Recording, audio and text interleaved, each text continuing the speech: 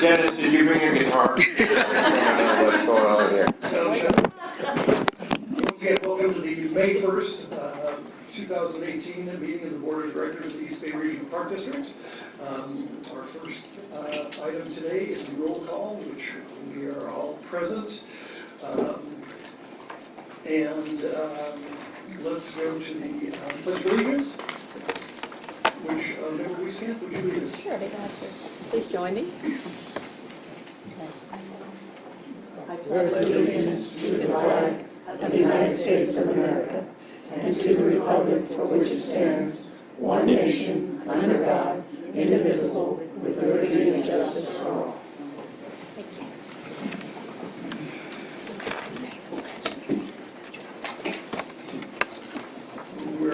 At least I'm a little bit showing today. We are starting the process of recording all of our meetings, so I'm going to try to make sure that we identify who's speaking for the audio portion of this, which will be on our website, and well, that'll be a process which hopefully we can make work. Anyway, our first item is the approval of the agenda. Do I have a motion? So moved. We have a motion by Member Wieskamp. Second. We have a second by Mayor, or Director Dodson. All in favor, say aye. You got a promotion. Maybe I'd be the first to blow this. Our next item is public comments. Is there a member of the public here that would like to speak? Yes, Clerk? yes, President Waspy, we have one, I have one speaker card from Marie Grisham. Welcome. You have 3 minutes, ma'am. Thank you. Okay, I'm Marie Grisham, and I'm here representing Tri-City Sportsmen's Association. I just wanted to give you a status on the equestrian arena out at Red Key Martinez Regional Shoreline. We took over, as you know, we took over the lease from Martinez Horsemen back in January. Well, we actually installed the arena on the 21st. So, like I say, we are up and running. Had great support from the public. And I have to say that Dave Kendall and his staff out there have been absolutely fantastic working with us on this. So I really, really appreciate their help. We are having our grand opening this coming Sunday, the 6th, from 11 to 3. And I would like to invite anybody who would like to come. I believe you guys got a copy of this, to come out and enjoy the festivities. It's going to be a fun time. We've got a lot of stuff going on. And our first official horse show will actually be on May 12th. So thank you all very much. I provided you with pictures of our work day to get it installed. The club is just ecstatic about it, and I think the future's going to be bright out there. And I have to say, all the people walking through there while we're doing stuff, we've had nothing but positive comments about it. So again, thank you for having faith in us to do this, and we'll do the best we can. Thank you. Well, thank you for your comments, and thank you for all your good work. And we do have some members that will be attending your opening. Oh, you're coming? Cool. Okay. All right. I will be in the announcer's booth, so when you get there, just pop in and say hi so I know you're there and introduce you. Okay. Great. Thank you. Thank you, guys. Thank you. Thank you. Any other public comments? No, President Waspy. All right, then we'll move to the consent calendar, which contains 15 items. Anyone have any questions? Yes, President Waspy. Director Corbett is pulling items G and items I for discussion. And Director Lane had some, comments on item L. That's all that I have. I have a comment on D. Sorry, I forgot to comment. Director Wieskamp has a comment on D. And I would have a comment on item N, please. N as in Nancy or M as in Mary? Nancy. All right, so let's move right to item D, authorization to complete a lot line adjustment with Rain T. Santos and Norma Santos at Pleasanton Ridge. Member Wieskamp. Well, actually, I'm going to address Mrs. Stroop, because I got the first phone call from her, and I think she had been amazed by the fact that she was using land that wasn't hers. And I think it was really great how staff worked through it. It took a while to make it something. She wanted it to be in good shape. And I think you've done that, and I commend staff for the lengthy process to get there. And I think it works for both homeowners, and I hope they're both satisfied. She hasn't called me again, so I assume she is. So thank you, staff. I would like to acknowledge Suzanne Lusk's work on this in the land department. These are difficult things to do.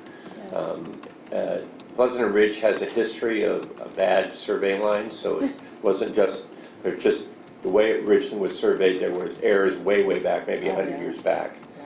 And so there are issues like this that come up from time to time. Our requirement is that we get equal or better value than what we're giving up, and we have been able to do that. And so that is important to note, that this isn't free land going to somebody from the Park District. They are paying the fair market value for that land. I think it was fair, and as I said, I had no objections from anyone, so that's good. Go right ahead, Rosario.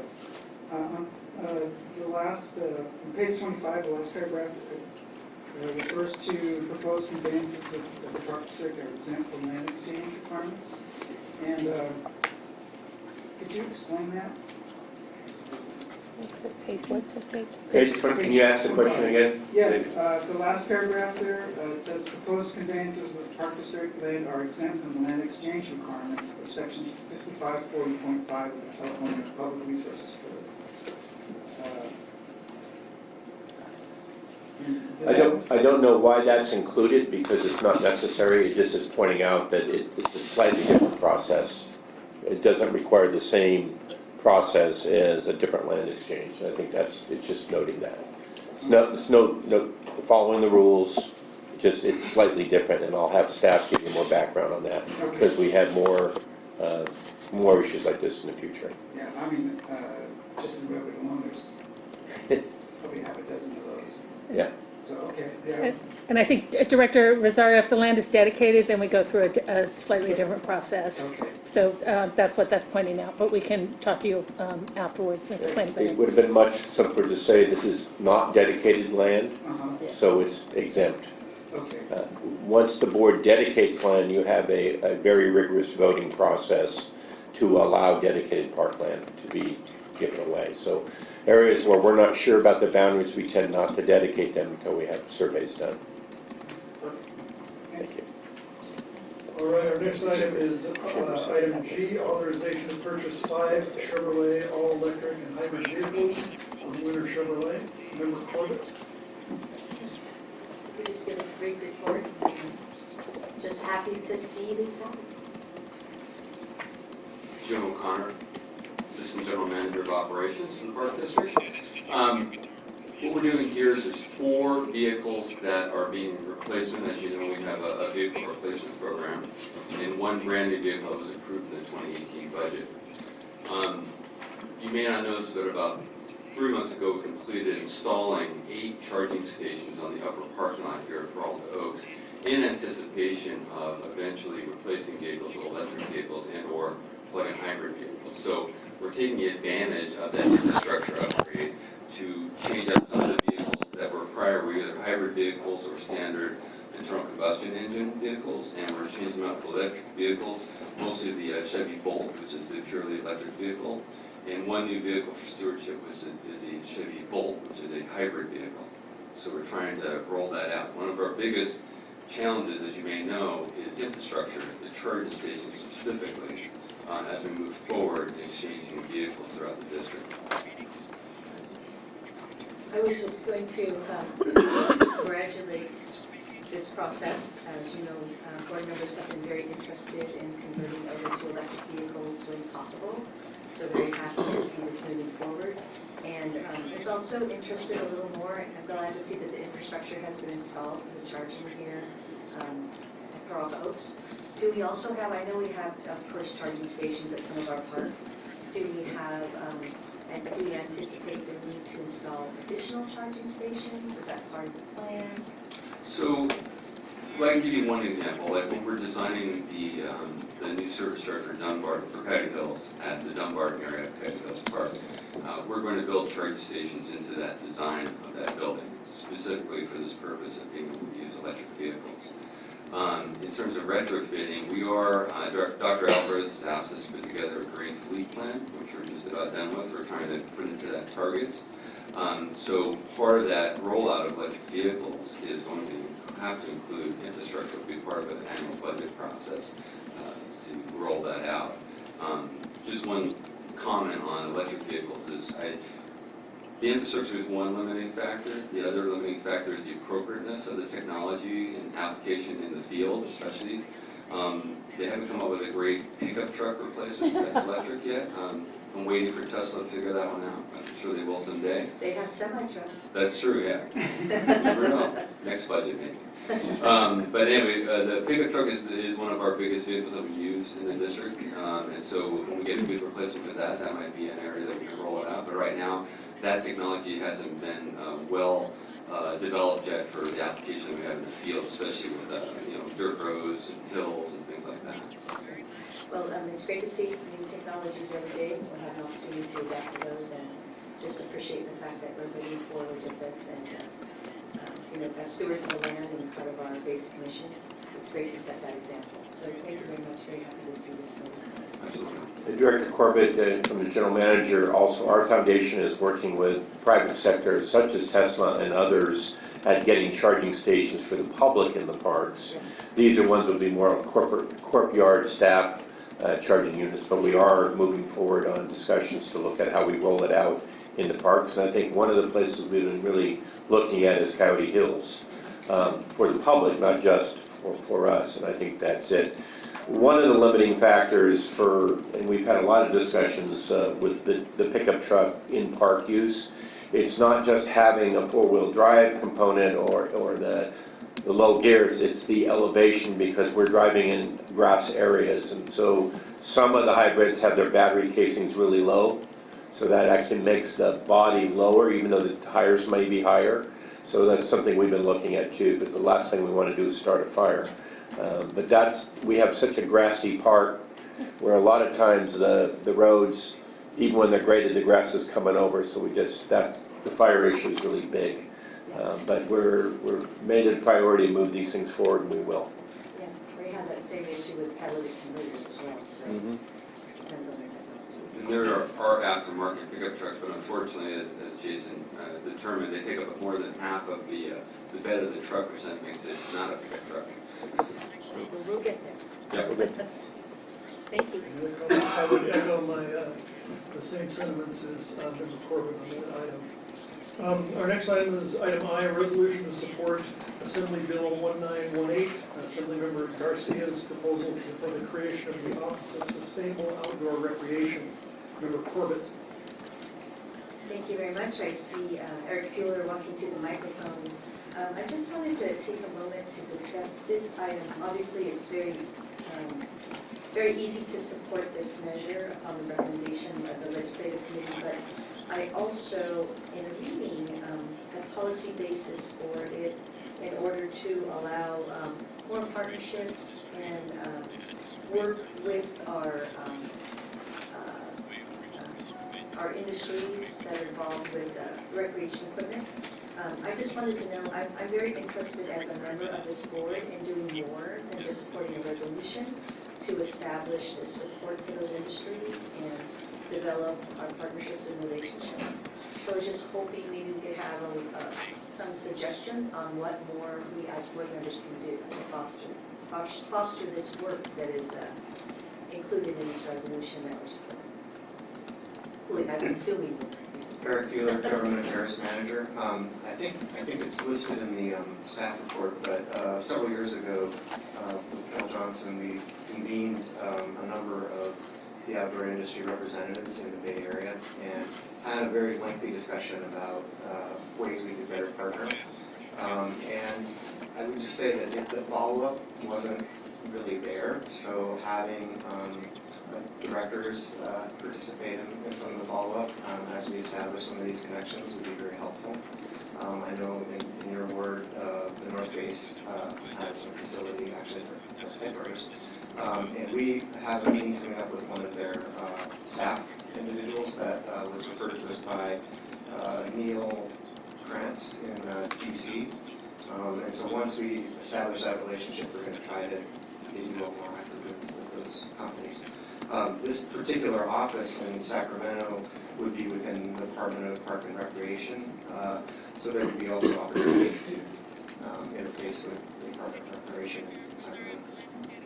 Does it look like this legislation has a good chance of passing? Yeah, I think it does. Advocate Doug Houston has been working on this for probably about 3 years, and he's gotten the language to the point where he's got support of the government, so I think he has a pretty good chance.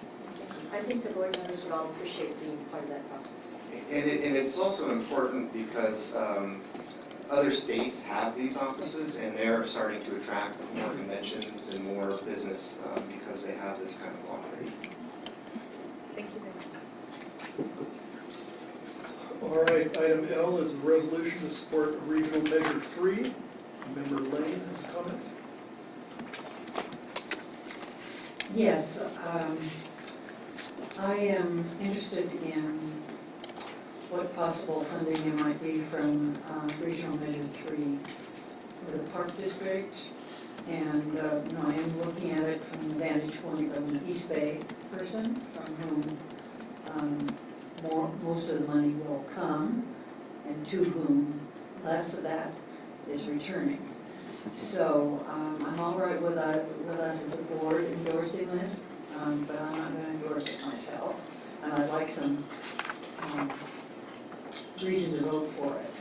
Okay. Eric Wheeler, Government Affairs Manager. The district supported the enabling legislation for Regional Measure 3, and part of the key for that support was that we were able to increase the amount of paved trail money from, it was at about 30 million in the measure to 150 million. And that was actually a pretty intense negotiation with MTC and also with Advocate Doug Houston, sort of being in the room and pushing for it. And Director Lane, that was at a full court press. At one point, I think it even got zeroed out in one of the proposals to have any bicycle funding or bike ped funding in there in committee. And we spoke several times, not just to the MTC staff, but to our legislators who are also very reluctant, and some of them are not endorsing the measure, but were very helpful in at least getting the project list to include more of the non-vehicle transportation. And so, yeah, Eric's absolutely right. One of the last iterations of the funding was about 30 million for bicycle and trails. What they're calling the last mile connection too is to get from a public intermodal site onto a public trail did become a higher priority. And so the bottom line ended up being 150 million for the Bay Area on bike ped. So we certainly anticipate that we would get a significant portion. We're about 1/3 of the Bay Area, so we'd like to see 1/3 of that 150 million come to the bicycle program. And we submitted approximately $75 million worth of requests on the front end when we were soliciting input for the measure. Member Wieskamp. Coming as I do from the Tri-Valley, I can tell you that there's a lot of concern with the overall bill. As far as we're concerned in that general area, it doesn't address a lot of the long-term needs that have not been fulfilled. I can see the point as a board member for supporting it for the trails. But overall, I have difficulty. Any other comments on that? And am I sensing a tone that we want to pull this and vote on it separately, or should we continue to keep it in the consent? I have no problem voting as a board member because here I am representing trails need and use. And you went out and you hustled and you got more money for that purpose. So in my role here as a park director, you better vote that support. Thank you. All right, we'll move to item N, and I pulled that. So I just wanted to not only support SB 1401, but I would like to thank my senator, Senator Wieckowski, who continues to support parks, the environment, and climate adaptation. I just wanted to thank him and staff for all the work he's been doing for us, and note that. And that seemed to end the consent calendar, but I forgot. Item O, I'd like to, in anticipation of a positive vote, I'd like to welcome Sharon Corkin, a longtime district employee and recent retiree, for being appointed to the Park Advisory Committee. So welcome, Sharon. And if there's nothing further, I will accept a motion to accept the consent calendar. So moved. Second. We're going to go formal here. Moved by Member Corbett, seconded by Member Lane. All in favor, say aye. Opposed? Hearing none, the motion passes unanimously. Our next item is Acquisition Stewardship Development Division, the adoption of a mitigated negative declaration and mitigation monitoring and reporting program for the San Francisco Bay Trail at Point Milani, and approval of the project, the San Francisco Bay Trail. Suzanne, welcome. Thank you. Good afternoon, Ms. Mosby, members of the board. I'm Suzanne Wilson, Senior Planner in the Trails Development Department. And the item before you today is the adoption of a mitigated negative declaration for the San Francisco Bay Trail at Point Milani. The project consists of 2.5 miles of paved trail with a 5-foot soft shoulder that generally follows the shoreline of the San Pablo Peninsula, otherwise known as Point Milani. This came before the executive committee last month on April 5th, but it's been a few years since it's come before the full board. So I'm going to offer a little bit of history and context before we get into the secret document, the budget, and the timeline.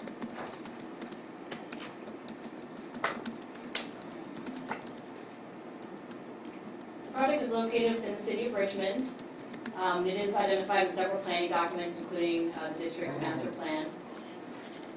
In 2009, Chevron agreed to donate 2 easements to the Park District for the development of the Bay Trail as a part of their Long Wharf reconstruction project.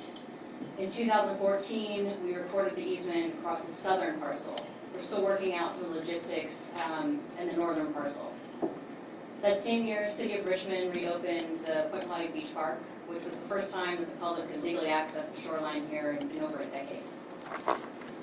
2016, the Bay Area Toll Authority approved the construction of a bike ped path across the Richmond-San Rafael Bridge, and that incentivized the Park District and the city to work together to push a 2.5-mile development of the Bay Trail forward.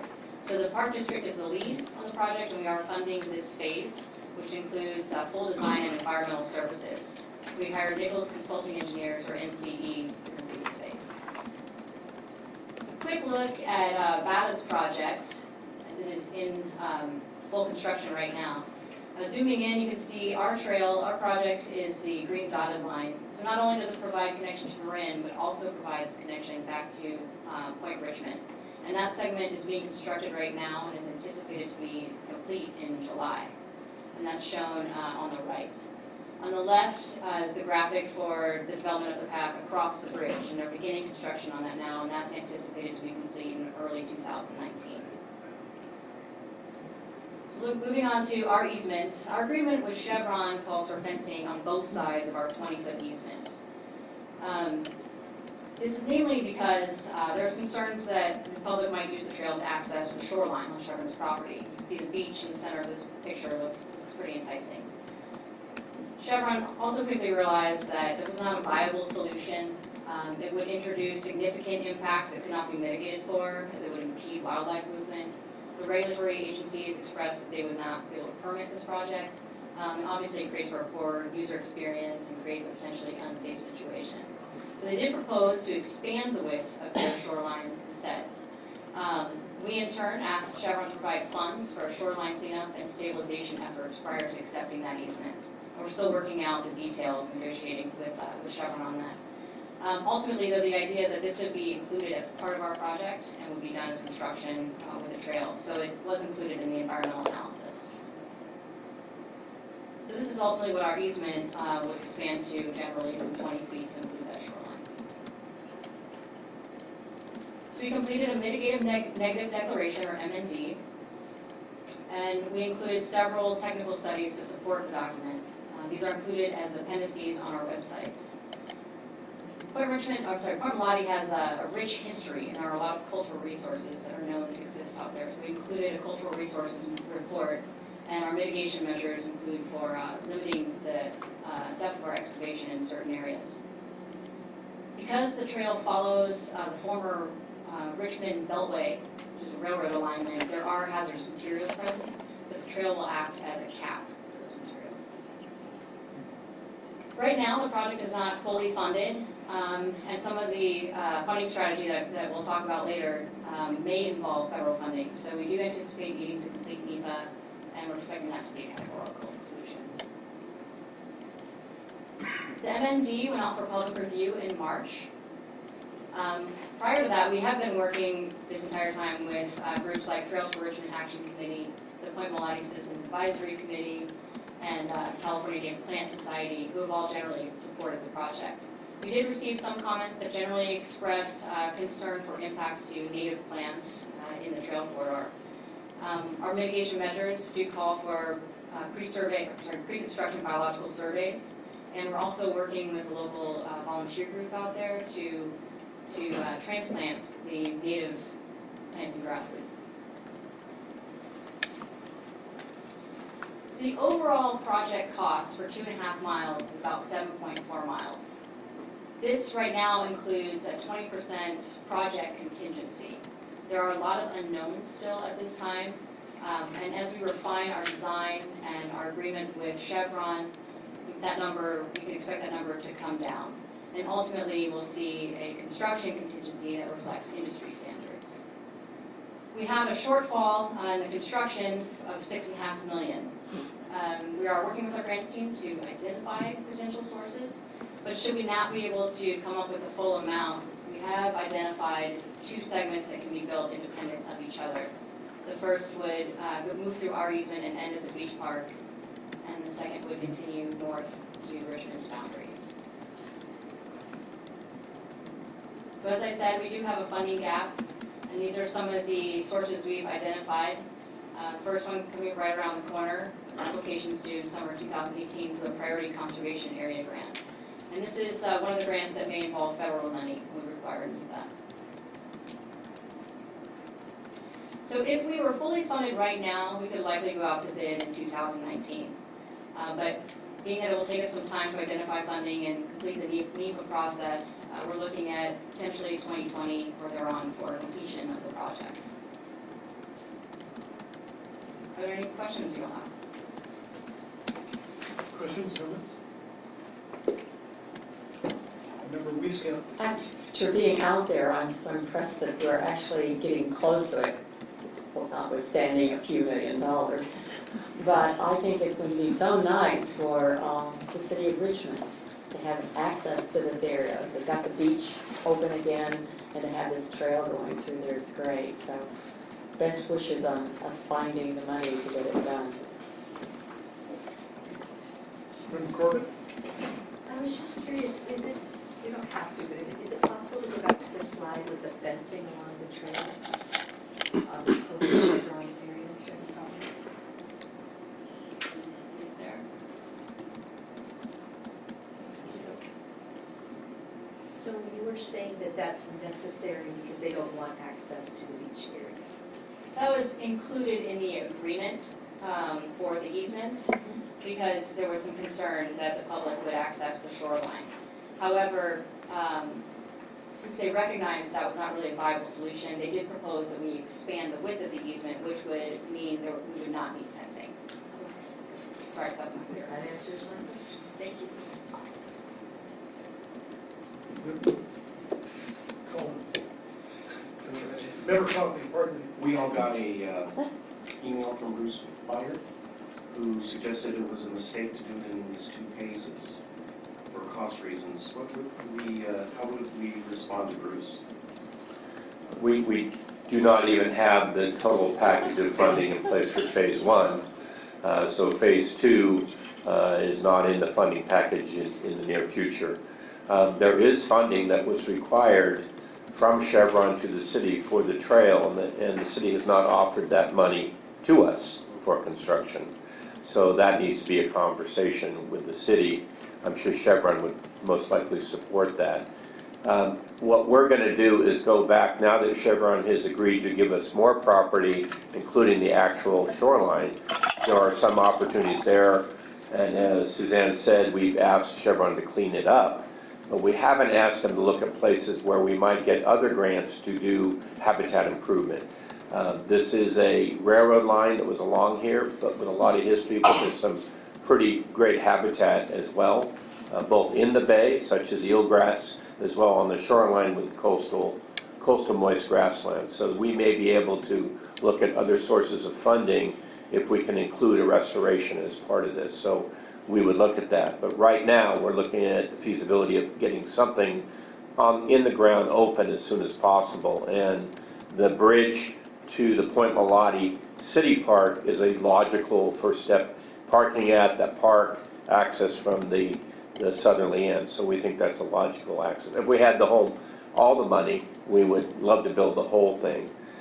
There are still some unknowns with the city. As the board aware, there was a recent litigation settlement between the city and the original developers of the casino proposal at Point Malati, and that still has to be sorted out. The city is going to establish a public working group to hold a series of public workshops. We'll participate in that. But we kind of need to know what's going to be on both sides of the trail, on the Richmond property as well. What we agreed to do is we negotiated that we would include the planning and CEQA clearance on their property, which is, we're not getting from this money from the city to do that. So we've done them a really big benefit by completing that. But I think before we do phase 2, we want to have some understanding of what's going to happen. We don't want to build the trail and then have it torn up again. So we have a little bit more, there's a few more question marks on that other phase. We'll respond to Bruce. Good response. Member Lane? Well, I think we should let Bruce know that anything he can do to help Get the money. find some money would be appreciated, and perhaps he could talk to the Richmond City Council on behalf of this trail, which he probably has. Then I would also like to add that I'd like to be sure in any interpretive signage that we do, we are paying attention to Chinese shrimp camp and of course Wine Haven. I don't know that much about the terminal, but the Chinese shrimp camp was there for 50 years, and it was one of the rare camps that was successful, and people were not really coming in and driving Chinese out as they did in other areas. And so I think it's a significant part of the shoreline. Yeah, I would agree. I've actually been working with a volunteer from the Richmond Historical Society who is interested in potentially providing some content that would include the Chinese shrimp camp. And for those who are interested, Jack London recites this area frequently in some of his early writings on the bay, and he's specifically under the Fish Patrol, which was the first state Fish and Game Commission. He was hired to patrol these areas, and so there's some really good stories in some of his writings. So we've got a little bit of Oakland Jack London and Richmond Jack London. Good. I didn't know that. All right, any further quick questions or comments by board members? Any comments from members of the public? In that case, we have the opportunity to adopt a mitigated negative declaration and mitigation monitoring and reporting program for the San Francisco Bay Trail at Point Malati. Would anyone like to make that motion? I'll make the motion. Moved by Member Dotson, and second by Member Coffey. If there's no further discussion, please, all in favor signify by saying aye. Aye. Opposed? Hearing none, the motion passes unanimously. Thank you very much. Our next item is the approval of a resolution of intention to establish a community facilities district to fund an extension of Measure CC for services, maintenance, and improvements of trails, parks, and open space, and to authorize the levy of special taxes at the East Bay Regional Park District Zone 1 area. And President Waspy and members of the board, before we have the staff presentation, I just want to do a slight introduction. This is a very important step, and the proposed extension of Measure CC projects along the urbanized west portion of Alameda and Contra Costa County. The introduction I want to make is that there actually are several ways to establish the funding mechanism to do the extension. The recommendation today is by staff is based on what we believe is the most transparent and also procedurally correct way to do the extension, and that includes additional steps in the public process. So we believe this not only is consistent with the board's effort for increased transparency, but also procedurally, the steps that we go through here today are the strongest under the law, and they're also the strongest as far as making those steps really clear in how we establish this extension. So there are other ways to do the extension. This is our recommendation based on what we think is the best public process and the most sound way to do that. So I'll introduce Deborah here to make that presentation. Obviously, a lot of work has gone into this already, and we have other people here to answer questions. So, Deborah. Good afternoon, Deborah Spalding, Assistant Finance Officer. So while I drew this short straw to do the presentation today, several people that we may be calling on to provide additional expert commentary. So we have from NBS, Tim Seufert, who's our special tax consultant, and from Myers-Nabe, Sky Woodruff. And of course, there's a vast district team that's been working on this. So today you're going to be hearing about approval of a resolution of intention to establish a community facilities district to fund an extension of Measure CC for services, maintenance, and improvement of trails, parks, and open space, and to authorize the levy of special taxes in the East Bay Regional Park District's Zone 1 area. So first I want to give you some context. Of course, Measure CC you all know pretty well, but just to refresh your memory, it's a $12 per year special excise / parcel tax that was passed by voters in 2004 for a 15-year time frame. And each year that provides for us about $3.2 million for public safety and environmental maintenance. And that is used, and the assessment is taxed within the district's oldest and most heavily used park areas. So that's Oakland, Berkeley, Piedmont, Richmond, Albany, El Cerrito, Emeryville, San Pablo, and Alameda. So this special tax authorization will expire in fiscal year 2019-20. So for the past couple of years, we've been working with consultants to determine whether voters would be interested in approving an extension of Measure CC. And the answer seems to be that yes, they would be interested as long as it's structured similarly. And so that is really the question that I think is on everyone's mind. If we're trying to structure this similarly, why are we changing it to a community facilities district? And so our advisors have recommended the CFD structure as being the most legally solid framework for an extension of Measure CC. And the funding would be able to be used in the same way that we currently use Measure CC funding. So it can be used for police and fire protection, for park and open space maintenance, and for infrastructure improvements. For voters, it'll look the same and act the same. The tax will show up the same on their property tax bill. And again, it doesn't impact our use of the funds. We have already successfully completed 2 CFDs, but those were both landowner initiated. So this would be the first one that would be voter approved. This next slide is just showing you that the boundaries of the new community facilities district matches exactly with the existing Measure CC. So on the left we have from the district's website our Measure CC area, all of the parks in that area, on all the yellow dots are all the projects. On the right are the proposed boundaries of the CFD AC3. So the steps of the formation process, there are several of them. So today is the initiation process. So you would adopt the resolution of intention. And within that there are 4 documents: the rate and method of apportionment. You'll set the date of the public hearing. There's also the official boundary map that's adopted and the description of services. Then next, on June 5th, there's a public hearing where interested persons can come and provide testimony if they're in favor or against the measure. If there were a majority protest, we would have to abandon proceedings for 1 year. But otherwise, the board would adopt the resolution of formation. And at that same meeting, we'll be bringing forward the commitment list for Measure CC extension, and also the resolution that would consolidate the election to put it on the November 6th ballot. After that, there are a lot of steps to place the measure on the ballot, so coordinating with the registrar of voters, preparing the impartial analysis, preparing the ballot argument and the rebuttal, and preparing the ballot pamphlet, and of course, there's a 2/3 vote that's required. And then the next step, of course, is the levying of the tax on November 20th.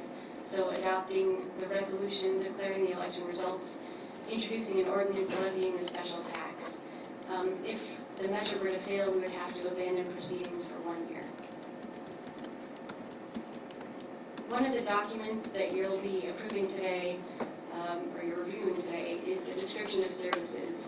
And so this description of services is intended to be very general in nature, so there will still be that commitment list that'll be coming to the board on June 5th. And so the CFD, the way we set it up, is eligible to fund very generally direct and incidental costs of the maintenance, improvements, and servicing of parklands, and that includes stewardship, trails, open space, public safety protection services, construction, expansion, improvement, or rehabilitation of district property, so a very long list of things. This is from the Measure CC extension list that will be brought to you on June 5th, so this is just showing that we will still have that list that will be brought to you, and we're not changing anything about those specific projects we'll be doing. Another document you're reviewing today is the rate and method of apportionment, and so that is structured again to be the same as the Measure CC tax structure. So single family would be assessed at $12 annually, multifamily at $8.28 annually. We will continue to exempt non-residential, public property, public or utility easement parcels, mobile homes, and floating homes. And we also are going to continue to have the low-income senior discount. This is included in the resolution of intention wording, and that's a 50% discount that is for an occupant who's 65 or older and whose annual income is below the state-defined poverty level. The rate and method of apportionment, these are some different things that we looked at when we were deciding how to structure the CFD. So we looked at whether charging a uniform rate would generate additional funds, whether we wanted to include commercial property, whether we wanted to add a cost of living increase, so that each year would escalate according to the CPI. And we considered eliminating the low-income senior discount, not because we lose a lot of revenue, but because it is administratively complex to manage. And ultimately, we decided that we wanted to keep Measure CC the same, keep that tax structure the same. So we have not changed anything about how it is assessed. So again, the required documents, the local goals and policies, which were adopted back in 2015, those are very broad, and they're intended to be used for any CFD we may create now into the future. So for example, it includes language about bonding. We don't anticipate doing that now, but if at some point in the future we wanted to, we would have that in the local goals and policies and would be able to draw on it. Today you'll be approving the resolution of intention with the boundary map, description of services, rate and method of apportionment, and notice of public hearing. On June 5th, you'll be approving the resolution of formation, the special tax report, the commitment list of services to be provided, the resolution calling for the consolidated election, and approving the ballot language. The next steps after today are recording the boundary map with the two counties no later than May 15th, publishing that notice of public hearing in a newspaper of general circulation no later than May 29th. On June 5th, we have the board approving the ballot measure, the commitment list, and the public hearing. Then the ballot questions, primary arguments, and impartial analysis will go to the county registrar's office no later than August 17th. And election day is November 6th. Right. Happy to take any questions. Any questions or comments? Member Rosario. I think I asked this when this came before the committee, and I just want to make sure the rest of the board had the opportunity to hear your answer on that. So So the voters vote on or we vote on the CFD, and public has an opportunity to input by June 5th, on June 5th. So, so there is no, it's not, the CFD isn't contingent on Measure CC passing. So we create the CFD structure on June 5th is that public hearing, so the public would have a chance to come and express their interest or their disapproval of it at that time.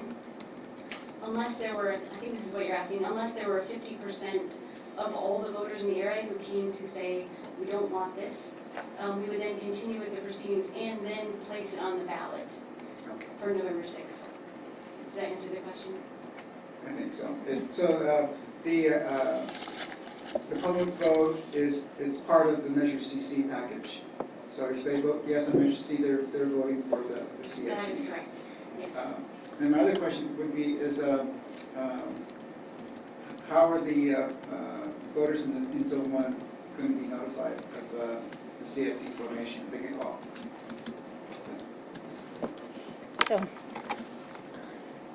So we're required to publish notice, and then there's Brown Act notice, and then, of course, an election is the best notice of all. So they'll get an individual ballot, and I will, I'm looking at Sky Woodruff, who's our attorney at Myers-Nave, and Sky, if you had anything to add to that.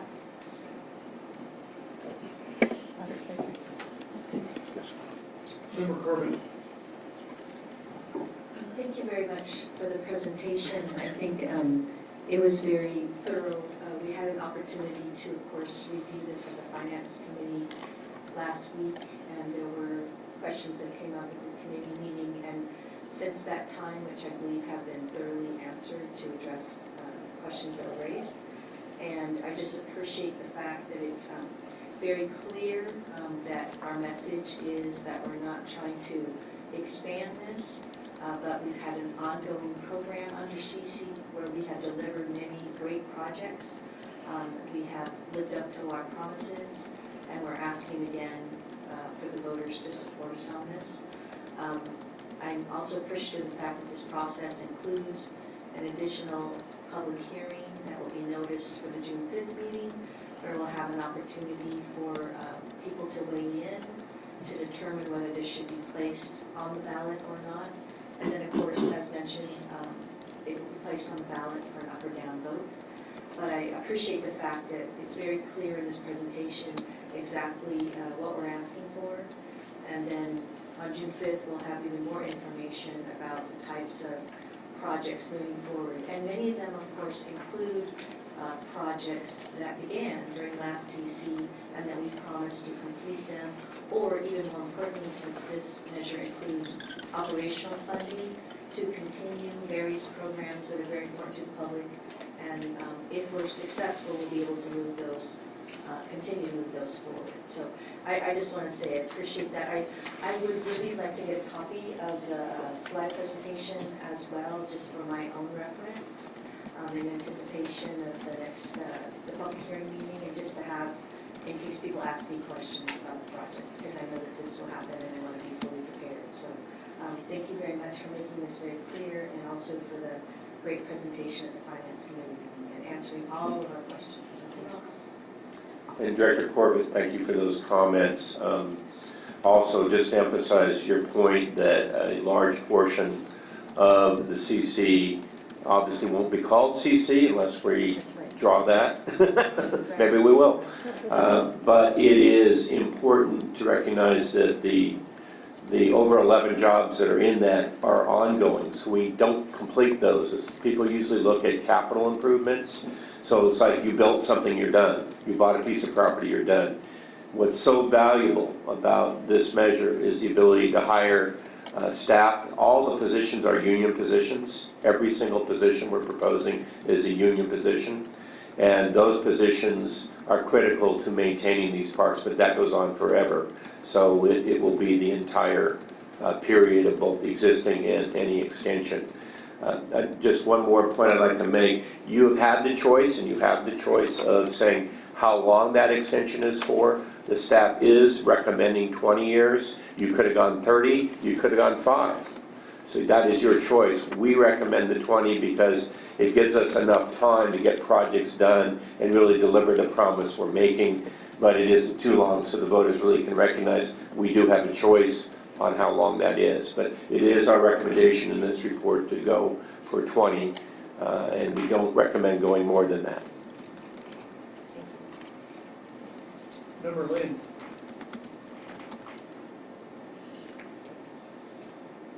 The slideshow talked about the charges and what properties we are not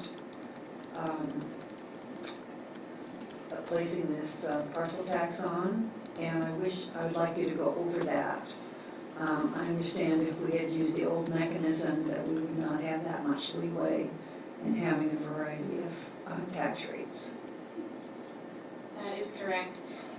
So here's the slide again. So with the rate and method of apportionment, the CFD allows you to structure your tax in a very specific way to include or exempt different types of property. So single family would be $12 annually, multifamily $8.28 annually, and that's how the original Measure CC was structured. And then the following types of parcels would be exempt: non-residential, public property, public or utility easement parcels, mobile homes, and floating homes. I'm going to ask Sky to come up and address the way the CFD tax structure differs from our old Measure CC taxing method. Good afternoon, Sky Woodruff, I'm a partner at Myers Nave, based here in Oakland. With apologies to the members of the Finance Committee who heard this at their meeting. I will sort of cover the same brief history to explain why legally we ultimately landed on the CFD structure instead of just continuing the sort of more generally understood parcel tax structure that Measure CC originally used. Many of you will recall that when Proposition 13 was passed, it reserved to local government agencies the power to levy special taxes. A few years after that, to address some ambiguities in the law, the state legislature adopted a series of statutes that specifically created authority for cities, counties, special districts, school districts to levy special taxes. Some of those included a requirement, and the wording varied, but it included a requirement that the taxes be levied uniformly. In 2014, I believe, there was an appellate court decision dealing with school districts, which ruled that uniformity language for school districts meant that every parcel, regardless of use or size, had to be levied at the same rate if it was levied as a parcel tax or a special tax.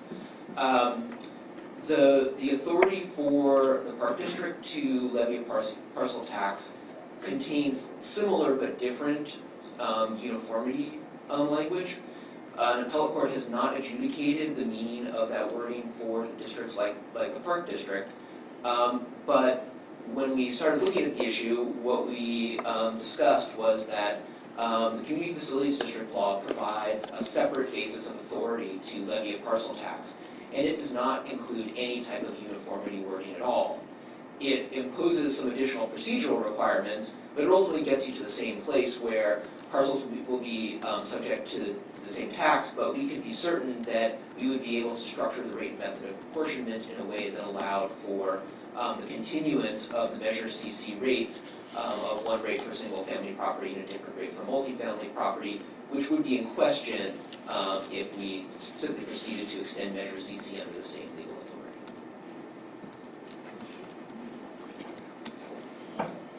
Member Corbin. I would just, again, like to say, I very much appreciate that we determined a way to continue this structure, and thank you for your great legal work for allowing us to find what we needed. I think the really important point to make is this translates into access to our parks. You know, with everything, the cost of living rising, just about everything you can think of here in the Bay Area, You know, I know it's really important to us that our parks are available and open to everyone. And so what we're doing is, you know, sort of drawing a line in the sand. We're not going to be raising those rates. We're keeping them where they are, and in recognition of, you know, seniors, for example, we're going to continue the discount in recognition of people who are renters as opposed to homeowners.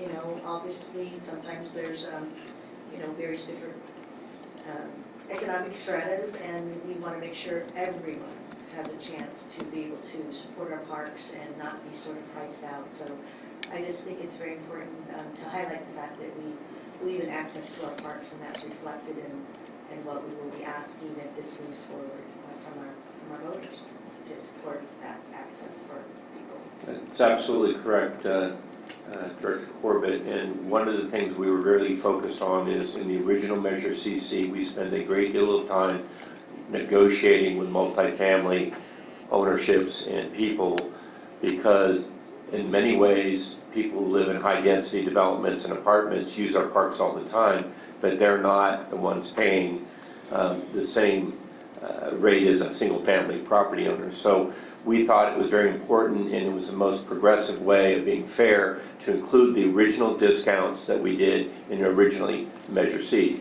If we did a uniform rate, everybody would be charged $12, and therefore somebody else's would actually be going up. So we really did want to keep it as close as we can by including all of these rates in the same way we did originally. Member Wieskamp. I think to me, the important thing to remember is this is a continuation. And if you changed anything, then perception changes. So I think it's just the right thing to do for many reasons, as Alan said. But the bottom line is you want people to look at it, and I don't know that the format is going to be that difficult for them to handle. They're going to have more chances to be involved in it. But the bottom line is they can look at it and the cost doesn't change. And the exemptions are the same. I think people these days really appreciate when you stick to what you started and you don't change anything at the last minute. So congratulations on doing that. Member Lane. We're talking about the possibility of having this end at 20 years.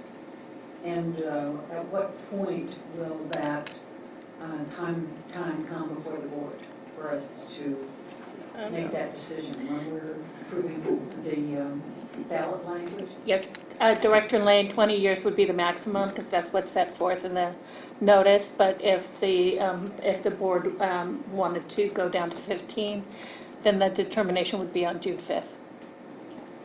On when? June 5th, when, yes. Any other questions, comments? Any comments from the public?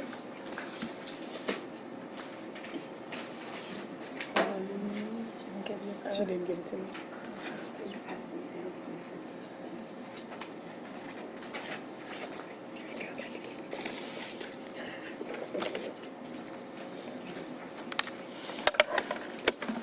Smaller. Welcome, Marla. Okay, so in my 3 minutes, I am concerned that all this process is rolling on, an incredible amount of work and all this kind of thing, and that the district has not dealt with the fact that there's fundamental conflict in where we are going forward. Now they can be written in promises and commitments for 20 years instead of 15. Okay, so if you look at, for example, Director Doyle, or General Manager Doyle mentioned recently at one of your meetings that they no longer clear cut.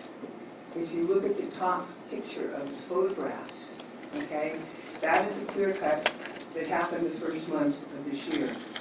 There have been an incredible number of trees cut this year in various parks as hazardous trees.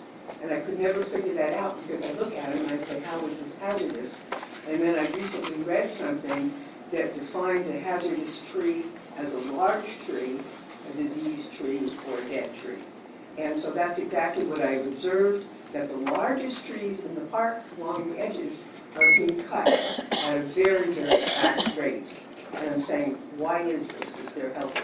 This is a problem. So I guess I just have a very, very short time. The second picture is kind of a microcosm of what goes on in the Park District with our policy written in everywhere that we're going to maintain what was here 274 years ago.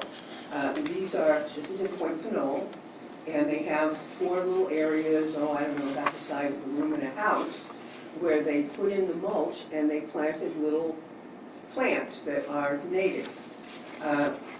Most of these were not doing very well. I was by about 2 months ago and I saw the ones in the second picture, and of course if you look, you see that everything else is growing up in these 4 spaces. I went back yesterday to see what happened, and actually these 4 spaces all have things growing about this high. Many of them have as many as 4 or 5 different species coming out of that hole. None of them are as they are. On the other side of the same plot, there are, I don't know, maybe a half a dozen more holes that have mainly that species that were intended. Marla, could you tell us which picture you're talking about? Because I can't really tell. Okay. Which one? The first page is Sibley, and that's the second page. The first page with the trees is Sibley, and that's where there was a whole huge hillside, all the trees cut down. Not just the part you showed, that's the only picture I had somebody gave me, but a hillside with ups and downs. It's totally unclear why those had to be cut, except I think the prescription is about 4 years old. And what I see happening is that we're on automatic pilot. And so these things can happen, even though it's not the intention to cut down, to clear cut anywhere. Clear cut happened, and it was a lot of trees. And what happened around the side is that redwood trees were put in along the edge, and the top is now stumps, it's going to be grass, and it's got a few shrubs, which was the old idea of what they wanted to replace the trees with. I have seen so many large trees cut down, including the one I sent to you with my dog on it.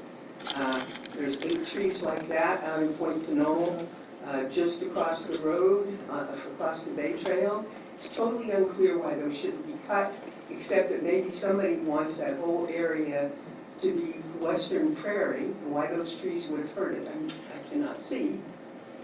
But there they are, they went down. There's a huge tree about this, I saw this big stump, a big trunk, as I'm driving along in my car, coming out of the Brazil room.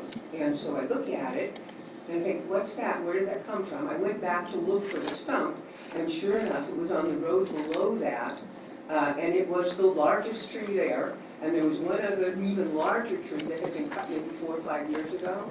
So I'm looking at it, I'm saying, why did they do this? I asked a member of your staff who might know, I said, why was that tree cut? I mean, anybody else would put a sign and say, go look at this beautiful tree here. Any other, I would think. And the answer was, well, a limb or maybe 2 limbs had fallen down, and so it's called a hazardous tree. So the information that has come to people that I know in the public is that all trees cut this year, up to a couple months ago, now we have the Anthony Chabot contract and the Sum contract we laid out, but all the previous trees were done as hazardous trees. And what we find out, because a hazardous tree is a large tree, and they're being cut based on that, that's really scary. And I also see the idea, trees with the potential to fail, whatever that means. I have a potential to fail, we all do, we're pretty old here. But we're healthy, probably not going to fail this week.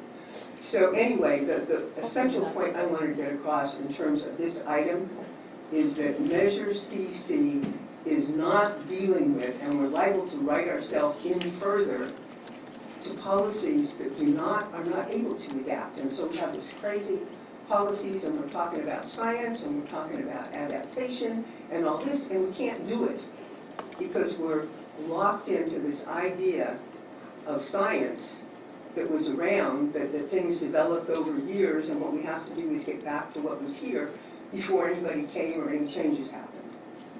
Okay, that's my main point. The second picture just shows what's happening, that all these things want to grow up. There's 4 areas, 3 of them around that parking lot and turf. There's nothing there. They've been replanted twice now. and all those things have died. So we need to find out something for these little areas that will grow there and be happy. Okay, instead of just keep putting the same things in. We need to look at our policy. I'd be very happy to discuss this with anybody or whatever, it's up to the board. But the Park District must find a direction that is consistent in terms of what we're going to do with the changes that are happening, besides shooting ourselves in the foot. And, you know, Director Lane talks about, has told me several times, referred me to the 2013 plan, and I read it and I see it there. However, if it's not working, whatever public process there was, whatever boards, you know, staff keeps telling you this is according to what you passed here, what's there, what's whatever. If it's not working, I think the board needs to take a look at it and see where the problems are. All right, thank you very much. So if we have no further comments, I would just like to say thank you very much for staff for compiling this CFD. Tim, thank you very much. I was on the Finance Committee when we first started CFDs. It was very confusing. You made it very clear and extolled with confidence in me that these are great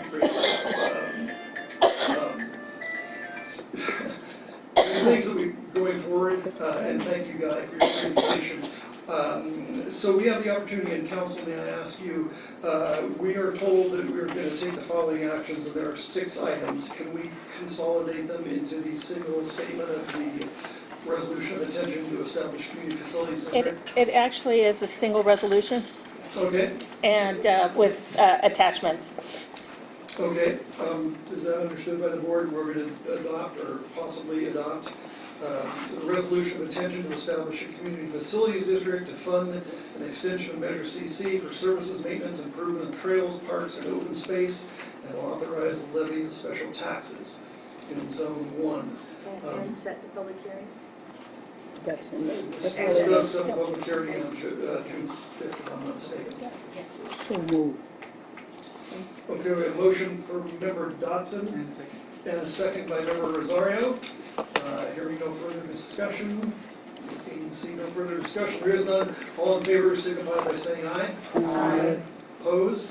Hearing none, motion passes unanimously. Thank you all very much. And I know the general manager and Eric have to leave soon, so we are now moving on to actions taken by other jurisdictions. Do you have time for that? No. We're gonna let that go forward. Okay. I think they're explained in there. If there's any questions, staff is here to answer those questions. Are there any questions on actions taken by other jurisdictions which include? All right.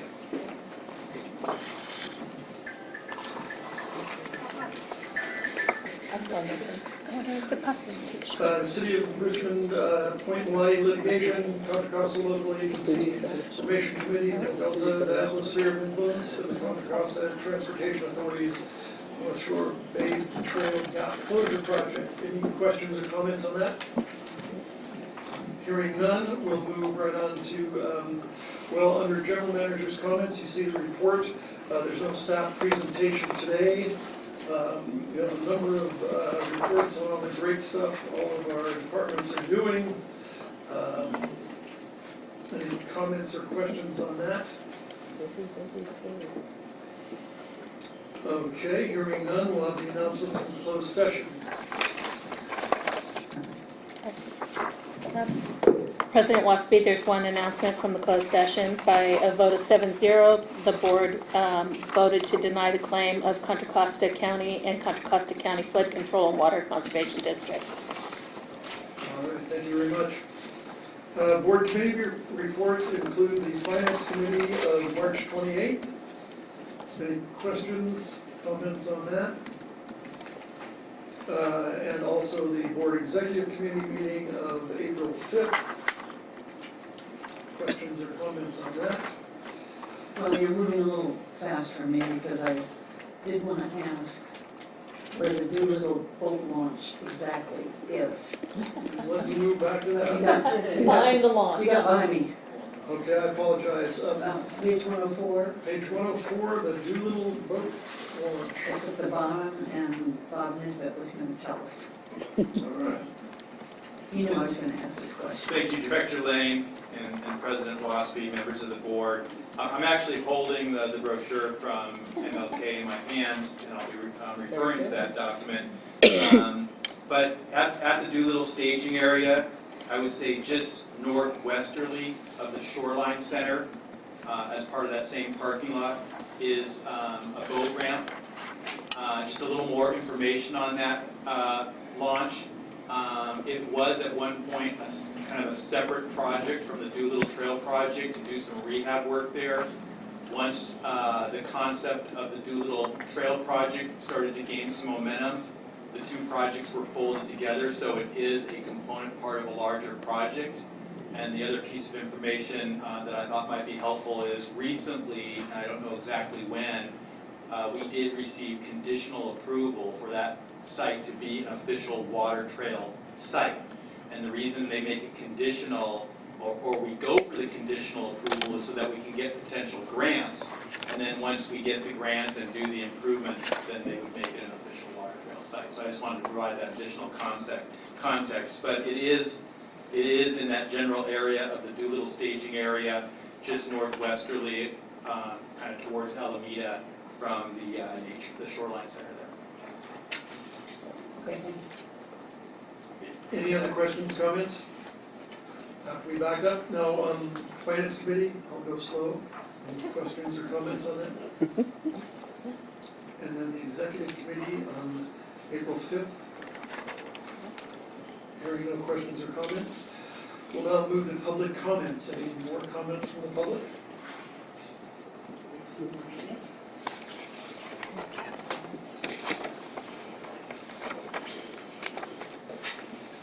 So first of all, basically the little book I gave you, there's two ways of looking at nature that are kind of around. I'm not saying that either theory is 100% there, but one is things should be as they develop through millennia, and we should try to keep them the way they were.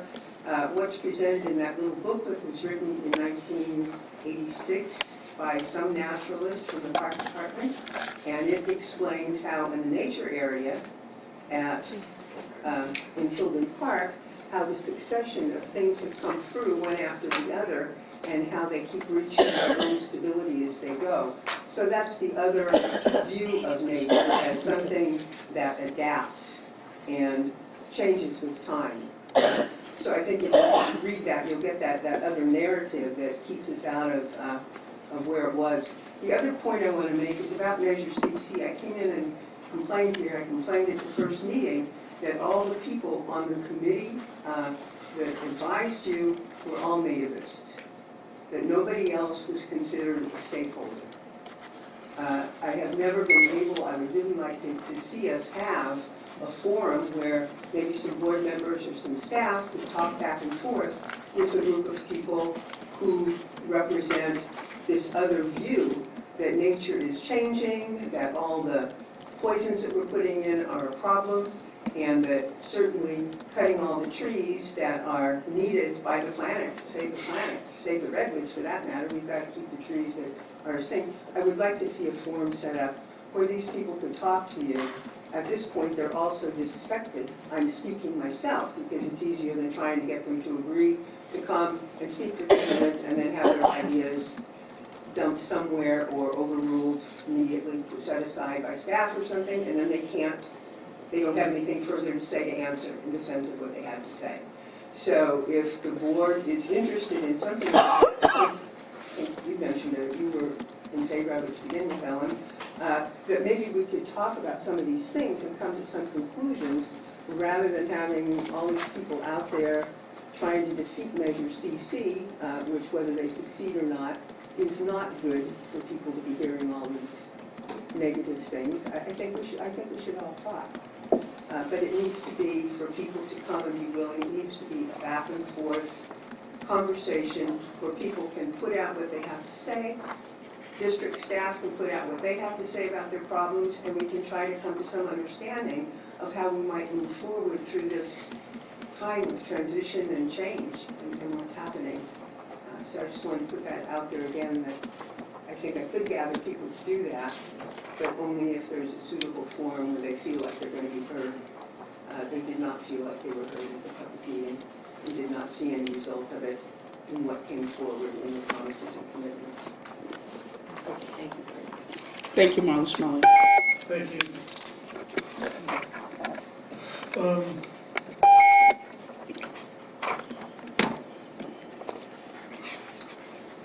I would comment, well, I'll comment.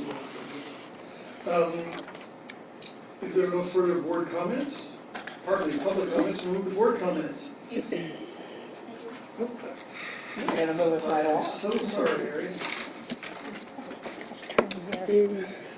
Just a reminder, if Yeah. you'd like to speak to the board, please submit a request to speak, and our clerk of the board will certainly make your, let our president know. And for the record, Deputy General Manager Ana Alvarez, our general manager, stepped out, and I'm here to support you. Thank you. And I apologize, Harry, and other board members, I'm not speeding through anything, I have nowhere to go. It's got a lot to do with this, this recording that's Okay, hearts going are on. always available. Anyway, Harry, welcome. Thank you. My name is Ari Suzuki. I'm the president of AFSCME 2428. Good afternoon, Deputy General Manager, directors of the board. I'm here for two reasons. One, to speak to something that was said, I believe at the last board meeting, that the board meetings are now being broadcast. And we have asked, and we don't actually believe that is happening as far as we're concerned. We haven't been able to find a way to see, to hear the broadcast online. So We haven't started yet. just wanted to say that. We would still like to be able to. I think we have members who, especially in parks that are far away, would rather be able to hear the meetings from far away instead of driving all the way in, attending the meeting and driving back, which basically takes up a huge amount of their day. And then number two, I just wanted to say in honor of May Day, that we do have some staffing issues in the parks. We do think that the increases in getting staff into the HR department will help with some of these, but I believe currently we have something like 50-something FTEs open. So we would really like to make sure that we make a concerted effort to have full staffing in the parks. You know, we always come and ask for more staffing when we go through the budget process, but it really would do a great, we would make a great difference if we could at least get full occupancy for the positions that are already in the budget. Thank you. Thank you for comments, Harry, and I'm probably the last person that should be trying to explain this, but we have started, it was a test, our last meeting.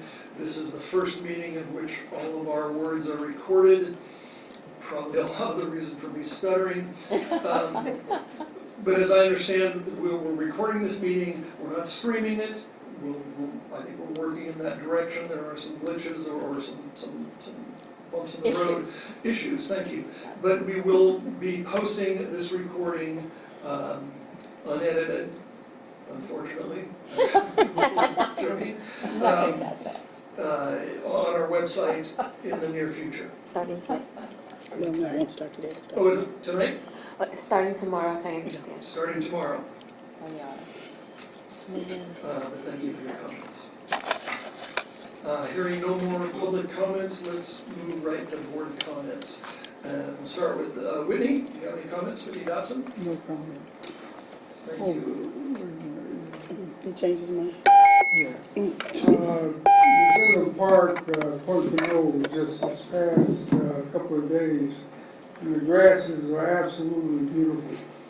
And if you get a chance to go out there in person, you're in for a treat.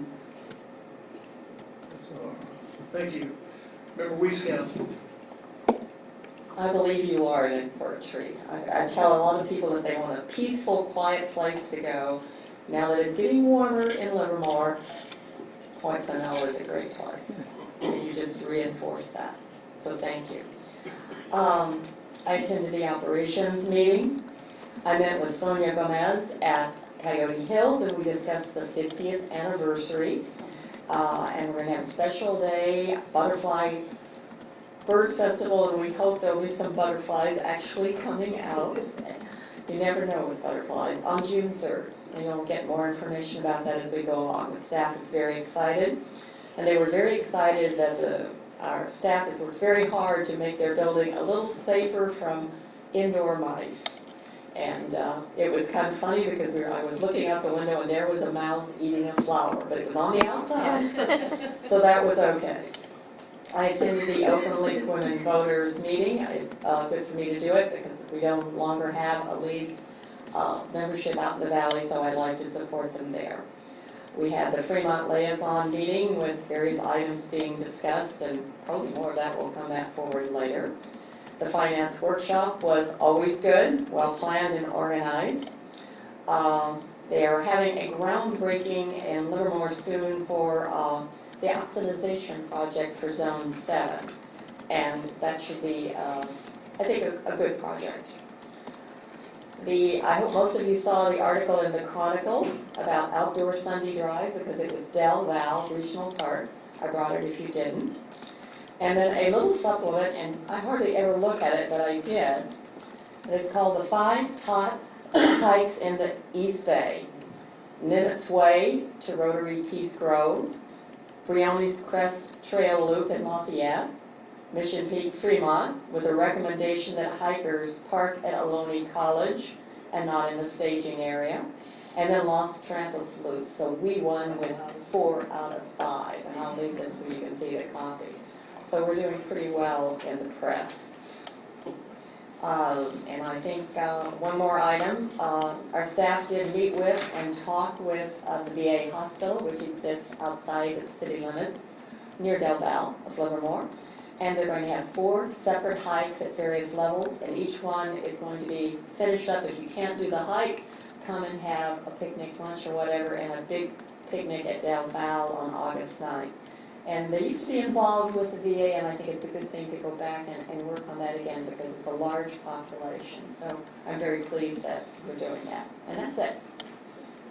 Thank you very much. Member Lane? So that's VA Palo Alto? Well, who runs that?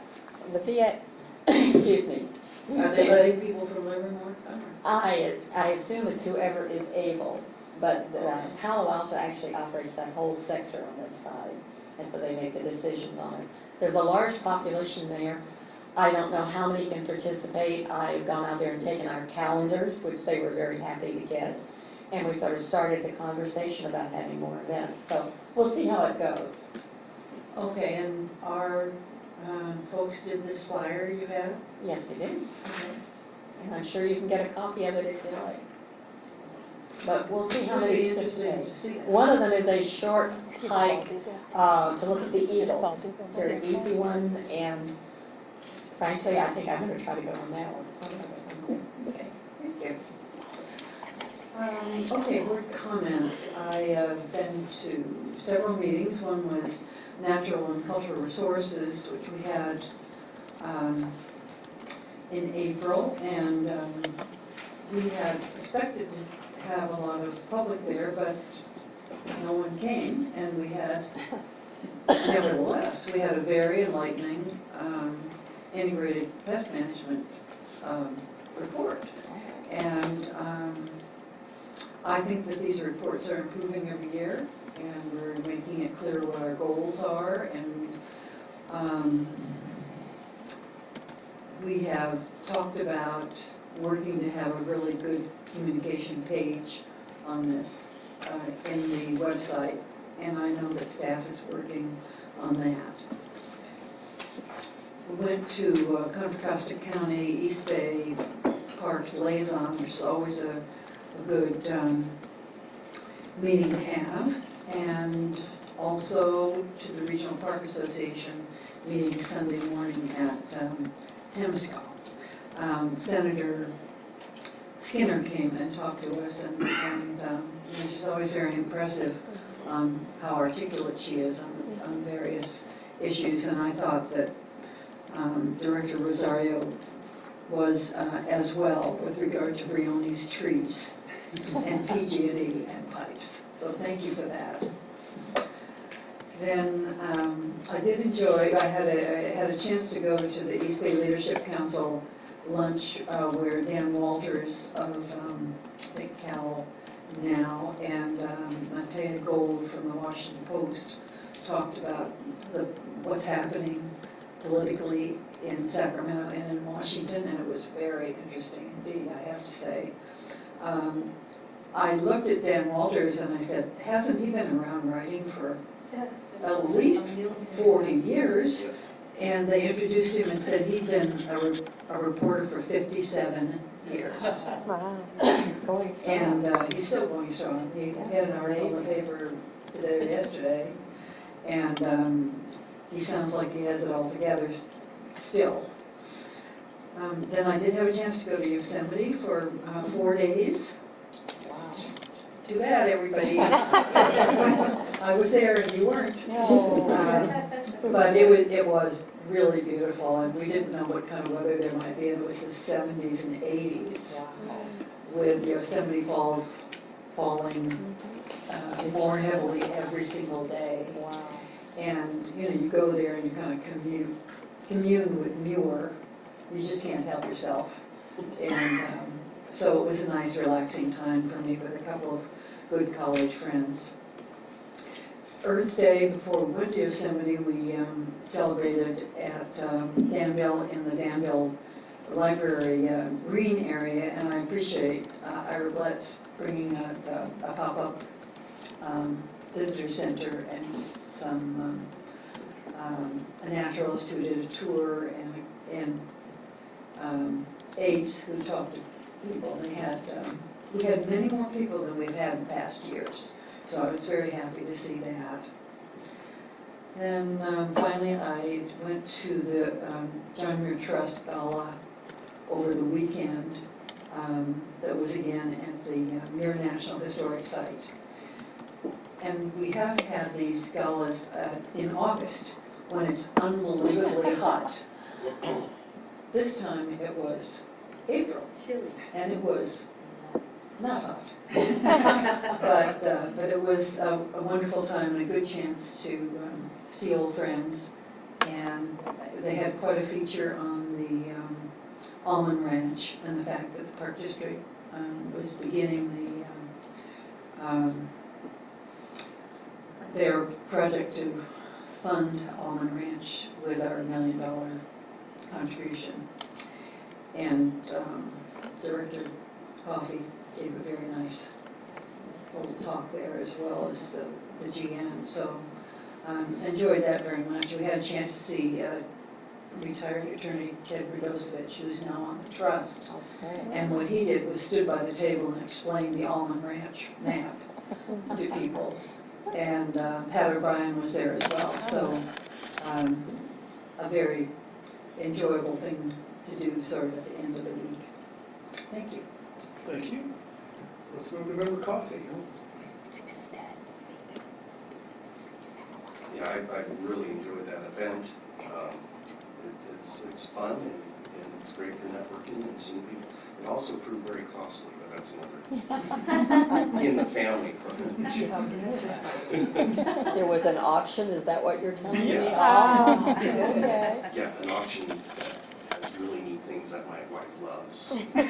Congratulations. Yes. It's all for a good cause. I attended the Natural Cultural Resources Committee meeting, as Director Lane discussed, with the focus on the IPM program. I continue to learn a lot about that program and those issues.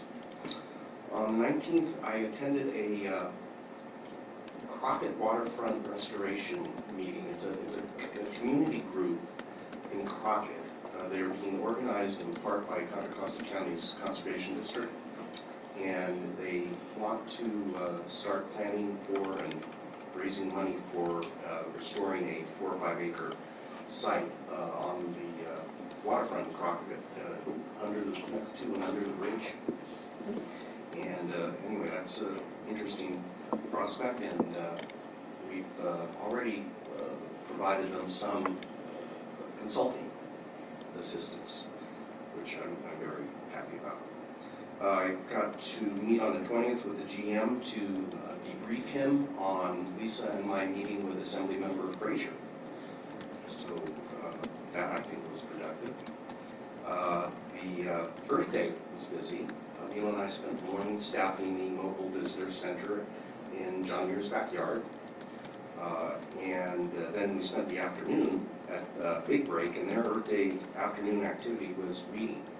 So we got down hands and knees and spent a couple hours taking out the bad stuff. And the intent is they're restoring some dunes out everywhere. Attended the Finance Committee meeting on the 25th with Director Lane and Director Rosario, the Contra Costa Liaison Committee meeting on the 26th. Also the Finance Workshop on the 27th. And I mentioned the John Muir Land Trust Gala and the RPA annual meeting. I attended with many of you on Sunday morning, and that was interesting. Also, on the 22nd, I actually appeared for about 10-15 seconds in Doug McConnell's Open Road show. And it's amazing what TV does, because, you know, the next couple of days at my law firm, people are going, hey, it's a highly watched local show. And that segment was sponsored by Save Mount Diablo, and they invited me to hang with them and Doug out at Black Diamond. So, you know, I think I was interviewed for about 5 or 6 minutes and got on for about 10 seconds. But it's worth something. Thank you. Thank you. Member Corbett. Yes, it was a busy few weeks. I attended the Operations Committee back on the 19th. Had an opportunity to get a little preview at Dry Creek with Director Mosby to take a peek at the Irish fields that we'll be seeing at our field trip on Friday. I can tell you they will be beautiful. Sounds very nice. On the 23rd, or actually that was the 22nd, that was the 23rd.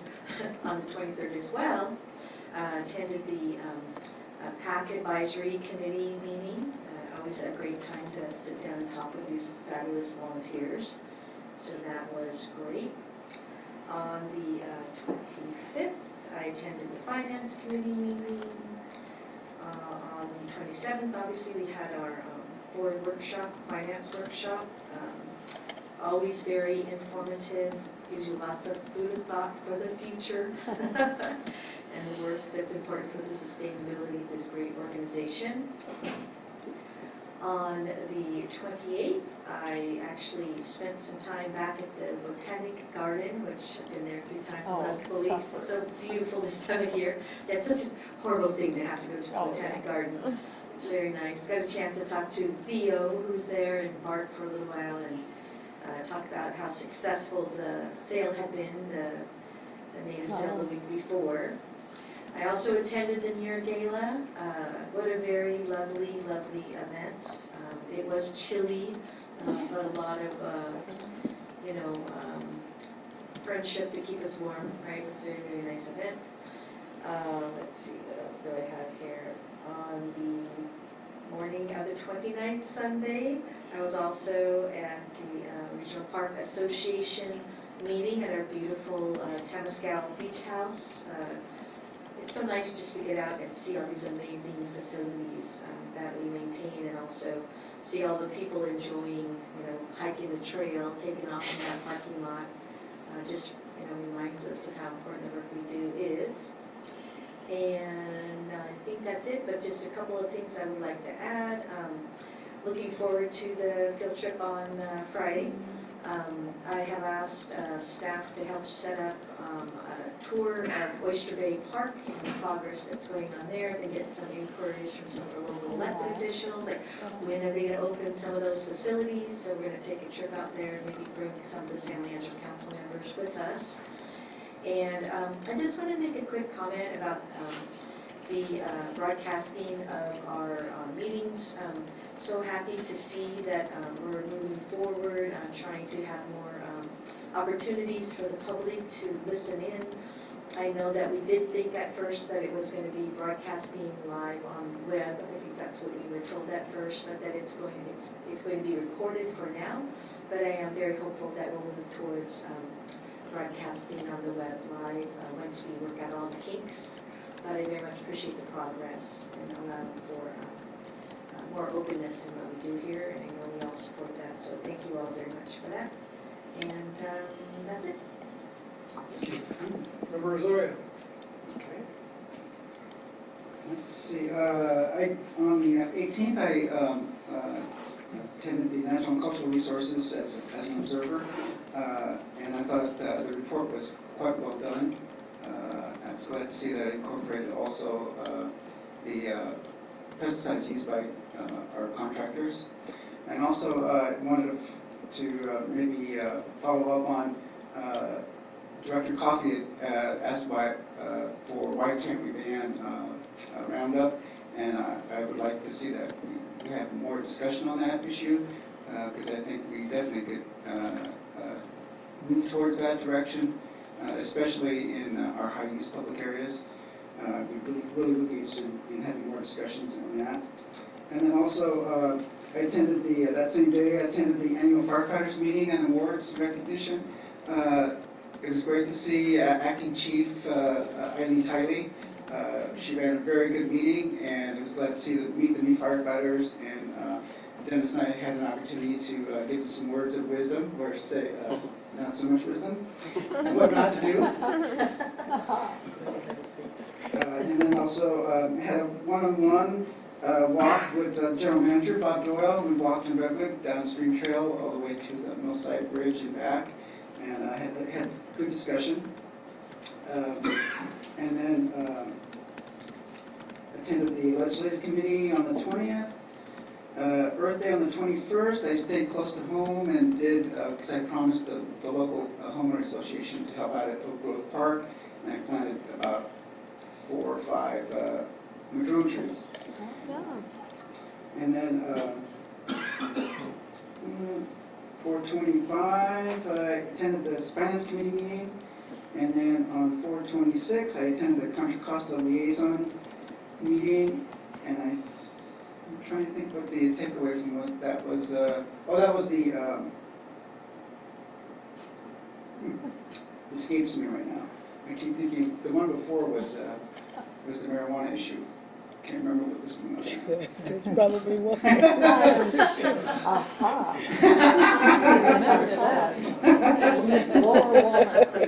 Trash and trails.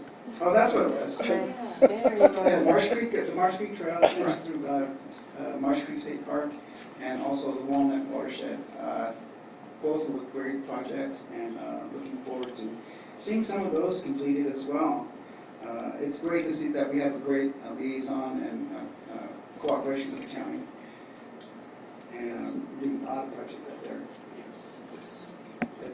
As Director Coffey knows, they're all in his area.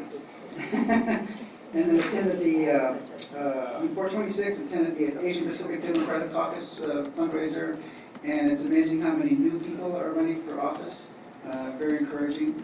I find myself in high demand for advice. On 4/28, let's see. Yes, I attended a meeting of a neighbors in Rockridge, and talked mostly about Lake Temescal.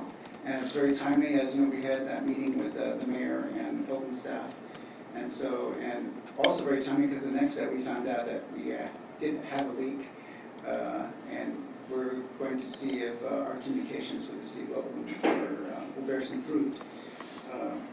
But it's a good group. They pay attention to our website. They follow the postings of our test results on Lake Temescal. They watch it like a hawk. And so they're very encouraged. Number one, that we approved a feasibility study for dredging the lake, and they're very hopeful that will raise enough money to actually do the dredging and resolve the issue of sewage and the looping algae. And then attended the John Muir Land Trust. That was very fun, cold, and very loud. But it was good to see Pat O'Brien there and Ted Radosevich, folks who had a good deal of history with the Park District and continuing their, I guess, you know, it must be, once you're out in parks, you can't get out. You know. Yeah, because Pat O'Brien is now on the commission for Marin Parks, and then Ted is on the General Land Trust. And then yesterday I had a very interesting meeting with a young man who grew up in one of the houses that was in the Oakland Hills fire. And he always, I asked him why he wanted to talk to me about the Oakland Hills fire. He says, well, you know, I was raised in this house, and it was right at the center of the fire, and he didn't live there during the fire, but he lived there after. He says, I always felt there was a bad vibe there, and I just wanted to know why. So he'd been researching the whole history of the Oakland Hills fire, and he got my perspective, and he's very appreciative. He's a graduate student out of UC Berkeley, and he's trying to get into permaculture. So he might do something on some other history on the Oakland Hills fire. But I went to the Regional Parks Association meeting at Temescal, and what a very intelligent and thoughtful group, and committed to their parks and open space. So, and I thank all the board of directors that attended. That was very nice. So that's it. I wanted to add to the list of things that I went to. I went to quite a few, but my memory is failing me. But anyway, I went to the gala the other night. It was very nice. It was too cold. Very nice. Thank you. Thank you, Member Dotson. Thank you, Dee. So I also attended the Natural and Cultural Resources Committee meeting. My compliments to staff. I think it was a very well-written pesticide report, RIPM report, pardon me. I do agree with Member Rosario. I think there should be more discussion on the use of glyphosate and our overall use of herbicides in the district. I attended the Operations Committee meeting and the Legislative Committee meeting, which we'll see reports fairly soon. On Earth Day, I attended Fremont's Earth Day, or their concept of Earth Day. It was at Washington Hospital. It was indoors. It was lots of booths explaining what's going on in Fremont and what good things people in Fremont are doing. It was very well attended, and it was very informative. The next day, on the 22nd, I went down to LEAF. Now, what's LEAF, for crying out loud? I forget what that acronym means, but it's the California Nursery. It's a group of Fremont residents that are doing great things with quasi-community gardens. Just had a wonderful, wonderful festival down there. It was outdoors, and lots of good work being done by those folks down in Fremont. I attended the Fremont Liaison Committee meeting. Very surprised, it's the Executive Committee meeting that Operations Committee discussed the hours at Mission Peak and the back and forth, and it was brought to our attention that maybe we should have a meeting down there and hear folks in Fremont. There were 21 speakers, and there were 12 speakers opposed to extending the hours at Mission Peak, and 9 speakers that said we should expand them. So I won't say about that, but everybody's passionate about Mission Peak, and the saga continues. Attended the board finance workshop. Once again, great job, wonderful. I learned so much at these workshops, and especially at the finance one. It was excellent, and my compliments to staff. Interestingly enough, Castorelli celebrates Earth Day a week later, so on the 28th. I attended some Earth Day events in Castorelli, and Cull Canyon hosted an event that I attended, and it was planting natives in the median strips in the Cull Canyon parking lot. A lot of great people coming out there doing great things. And then I went downtown where Supervisor Miley was hosting a litter pickup in the downtown area. And then went over to Lake Chabot where they were moving broom and doing litter pickup. And it's an interesting concept. Castro Valley has no city, so the sanitary district hosts the celebrations. And what you would do, you would come and volunteer, we would provide a breakfast, mostly in parks and schools.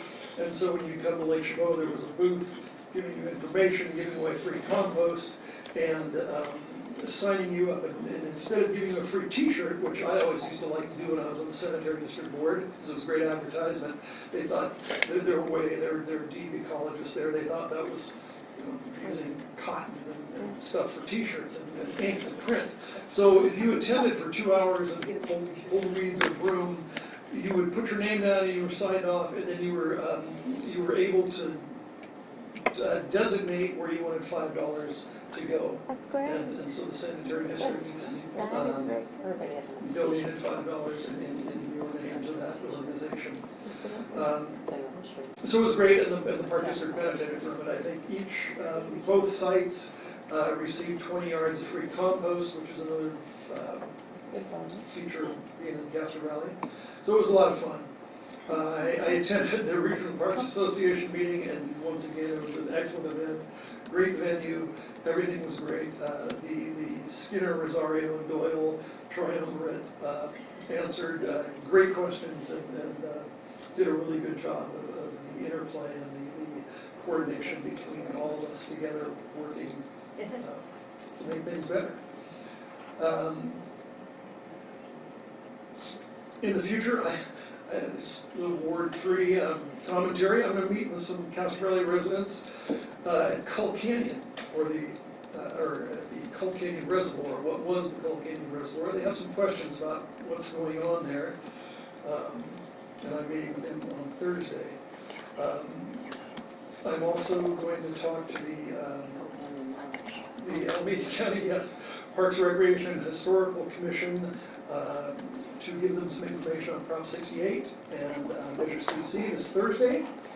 And on Friday, I will have a great time at Guerin, but I'm going to have a better time at Drake's. So I hope you're all out at Drake's also, because as you know, it's a fundraiser, and if you know the details of the fundraiser for your $5 admission to get into that great facility in Drake's in San Leandro, that $5 goes to the Park District. And I won't challenge anybody, but I can just let you know that whatever the net proceeds of how many beers you drink will go to the Park District Foundation. So I would never suggest you drink too much, but... I'm glad to hear that. Be responsible, right. That's correct. Anyone else, further comments, questions, staff, anyone? Yes, Darlene. I need to say I did go to the finance workshop and I appreciated it very much. Excellent. If I may, Director Waspi. Just a reminder, we are scheduled to have our 4th workshop, which is coming up in 2 weeks, on Monday, May the 14th. We typically hold our workshops on a Friday, but we're holding it on Monday. And we had a little bit of a preview last time. It's the capital projects workshop. So it will be, it's a good segue from understanding the financing so that you can see all the projects that are in line that take many, many years to get to different phases. And thank you so much for your acknowledgement of the work of staff, and I would like to take a moment with your permission to really congratulate the good work of many, many people in the district that put together the materials that you saw for the IPM, Natural Resources and Cultural Committee, but also the finance workshop. You know, it's a lot of work, a lot of thought goes into those packets, and kudos to the finance folks and also operations for putting all that together for you. I anticipate that you will be very pleased with the workshop coming up on Monday as well. All right. If there are no further comments or questions, we are adjourned.